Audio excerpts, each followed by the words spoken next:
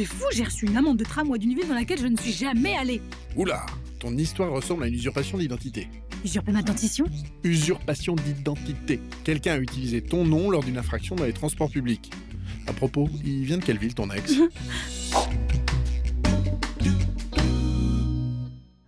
Il est souvent difficile de faire reconnaître l'usurpation d'identité dans le cas d'infraction à la police des transports publics. Malgré tout, il y a une marche à suivre. Si vous êtes victime d'une usurpation d'identité, la première chose à faire, c'est de réagir vite en envoyant un courrier au service qui vous a envoyé l'avis de paiement. Il est important de contacter en premier le transporteur, Car la décision d'annuler le PV lui revient. Vous devez ensuite vous rendre au commissariat ou à la gendarmerie pour porter plainte. Avec une copie de l'avis de paiement du PV. Pour chaque avis de paiement reçu, il faudra une plainte pour usurpation d'identité.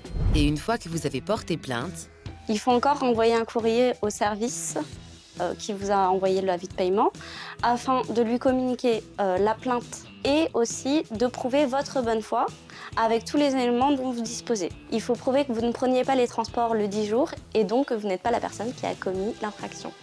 Donc ça peut être une attestation d'employeur, une attestation de membre de la famille qui explique ce que vous faisiez ce jour-là, ou encore des indices sur le PV lui-même, des erreurs dans votre nom ou des adresses incomplètes. et enfin restez vigilant après l'envoi de votre courrier. Il faudra bien suivre le dossier jusqu'à ce que le service atteste qu'il y a eu usurpation d'identité et annule votre PV. Lorsque vous recevez une amende pour une infraction que vous n'avez pas commise, il faut réagir très vite. Pour faire reconnaître l'infraction, vous devez porter plainte pour chaque amende. Envoyez cette plainte au transporteur ainsi que toutes les preuves de votre bonne foi.